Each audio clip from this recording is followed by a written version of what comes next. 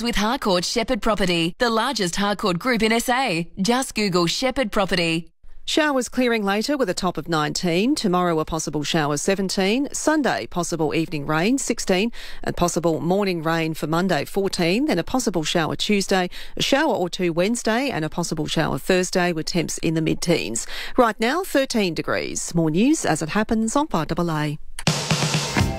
Jeep Cherokee Sport, now with $1,000 off the drive-away price. Terms and conditions apply. See your Jeep dealer for details. This is 5AA Breakfast. Morning, everyone. Good to have you along. It is 6:35. Well, the 5AA Variety Radiothon is on today, and from 7 o'clock this morning, we are going to be ramping up the bidding on two of the very best auction items that are up for grabs today. There is the Cook Island Family Holiday, 7 nights accommodation at the Rarotongan Beach Resort and Spa. A fantastic getaway for you and the kids. I'm looking at the pictures on the website. Wish you were there. Look at that. The turquoise Look at that sea. sand. It looks like flour. And lying under a palm in a hammock. Oh, you can imagine being there with a I could do that. Pina colada in your hand. And well, you can imagine also having a pina colada in your hand lying next to your the own pool. Australian Outdoor Living Summer Swimming Pool, which is valued at more than $30,000, $32,500 to be precise.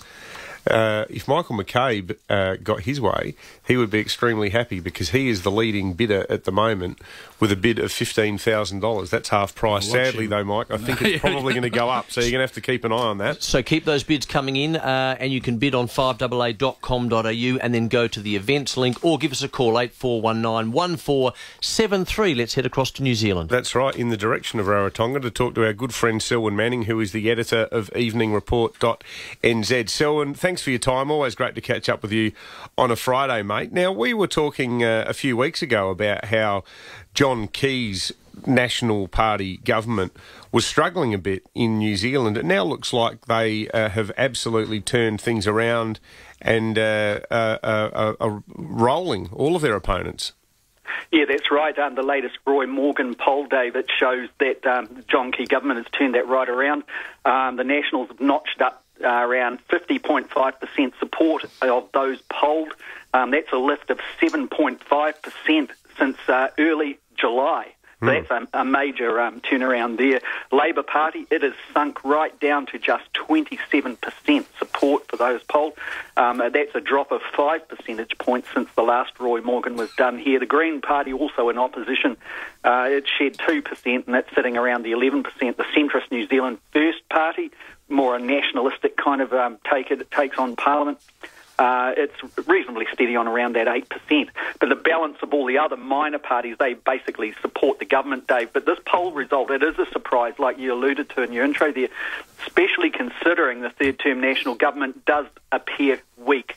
It seems very much bereft of ideas, particularly in that area of solutions. Its legislative agenda is also quite strange at the moment, and I'll just give an illustration of that. Parliament is hearing legislation put by the government at the moment, trying to actually tidy up how it looks at the various industries and how dangerous they are, health and safety issue.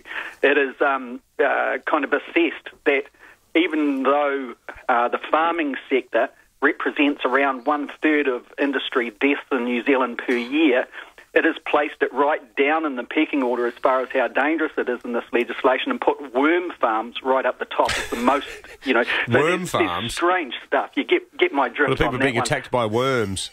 There was a guy on Radio New Zealand this morning, and he had texted into Radio New Zealand, and he says, "I've never been bitten by a worm yet." So this is all put down to the magic of the Prime Minister, his popular appeal. It does seem that all he has to do is a bit of a smile and a bit of schmoozing to the right quarters. And well, Tony Abbott will be looking wistfully over the Tasman, wishing if only What's that were the me. secret? Well, Selwyn, what about this is the secret with the progressive New Zealanders, with Canada, UK, Ireland, America, legalising same-sex marriage. That can be the only thing you can point to of his massive jump in popularity. Well, you know, that same-sex marriage has been around here in New Zealand for over a year and a half now. Has anyone died? No, and I can say country there's been collapsed? a few earthquakes, but it hasn't. The ground hasn't opened up and swallowed us all, and it seems like, you know, people are just getting on with their lives. They're taking the attitude here in New Zealand. I can say it with, you know, absolute sureties here. Yeah. That it's just taking an approach that people are people and let people get on with their own business of living their lives. Isn't that sensible? Hats off to the New Zealanders. Now, we really don't want to talk about the rugby, Selwyn, because I must admit, I don't normally follow you. And, you know, I made the fatal error of tuning in to watch the All Blacks demolish our guys last week. So we'll set the result to one side. But this is a bizarre story about what's in store for the players and spectators at the upcoming Rugby World Cup in the UK. Yeah, and remember, it's only about a month away, so the media reports in New Zealand are really following this, obviously, really closely. England's Rugby World Cup HQ, that's Twickenham, the park there in London, it's being referred to as a real stinker, and literally a real stinker. Apparently, attempts to sweeten up one of London's sewage processing plants. How would you do that? Yeah, apparently they're putting covers over, you know, the oxidation ponds, all of this type of thing. It's just not working. This major sewage plant is right next door to Twickenham, where the World Cup final is going to be played, and apparently the place reeks. It processes the sewage of around 2 million Londoners, and you can only imagine what that would be like. Now, the players and spectators all over the world preparing to descend on it, and the locals over in London, that's saying in the reports in New Zealand here, that they're referring to the park as not Twickenham, but Stinkenham. But, you know, that aside, without talking about results in the last couple of weeks with the rugby, the media is really focusing. New Zealand Herald is a real one to go to see what is shaping up with the World Cup here. And the Wallabies and the All Blacks are looking like they're the two favourites. But the big thing is that you guys have got to get through Pool A. And you've got England, Wales, yourselves and Fiji, all top teams, before you can go through the quarterfinals. It certainly sounds like the pool of death, and with the added bonus of that stench in the background, it certainly hope the Wallabies don't stink as much as they did last week. Selwyn Manning, editor of EveningReport.nz, thanks very much for that report, mate. It is 6:42, Salisbury and Lonsdale, certainly the key areas that we're going to